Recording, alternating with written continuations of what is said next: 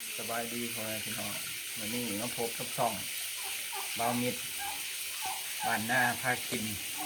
วันนี้สิมาช่วยเขาในเบิ้งนี่ช่วยข้าวเหนียวกำลังหนึ่งไม้พี่น้องร้อนเลยวิธีช่วยเขาเขากระเสียวน้ำเอาใส่เนี่ยน้ำนี่ช่วยข้าวเหนียวมีไม้มันทอดกินกับลาบยอด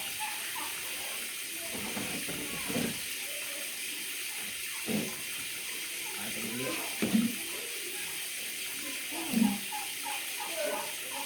หอมขนาดเนาะ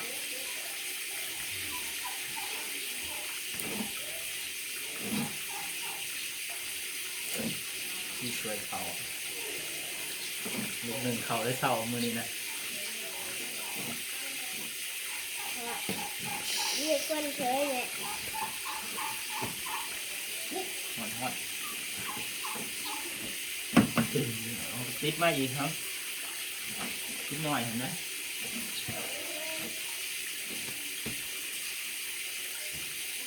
แล้วมันทอด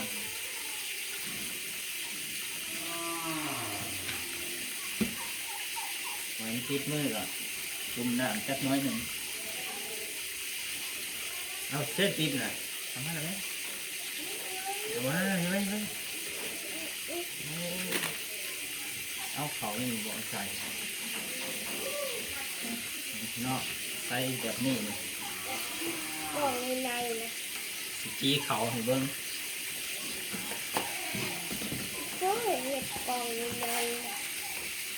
สีเขาเหนียวห้อนปั่นสกีใหญ่เลย ที่เขาใช้แม่กระดาษไหมเขาจะไม่กระด้ามเจ้าห้องว่าไม่กระด้ามถ้าเกลือแบบนี้ตั้งน้อยหนึ่งหน่อเกลือ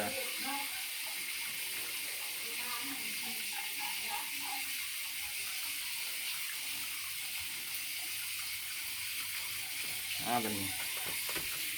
นี่สีเขาเขาที่เขาเยอะ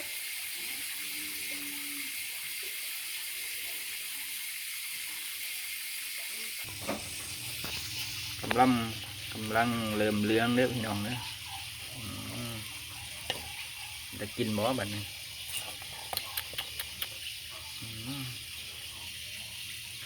ขจี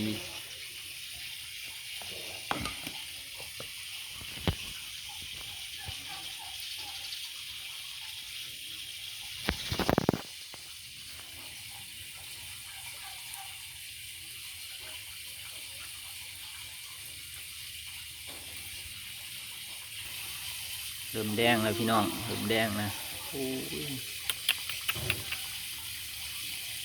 ที่ทำกระดาษแสบได้บัดนี้กีข้าวเหนียวย่ำเสาพี่น้องอากาศหนาวๆหน่อยหนึ่งสีเย็นหนาวไก่สุกแล้วพี่น้องสุกแล้วพี่น้องสุกแล้ววันนี้แล้วพี่น้องกำลังเป็นที่กินเลยวันนี้นั่นแหละยังเริ่มเลื้องเลย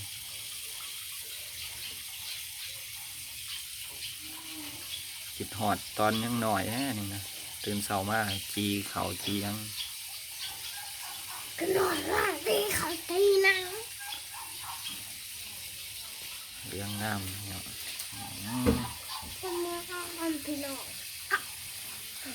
ว้าวจีใหญ่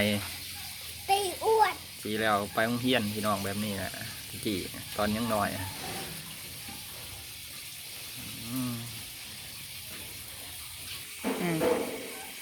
ทุกเลยพี่น้อง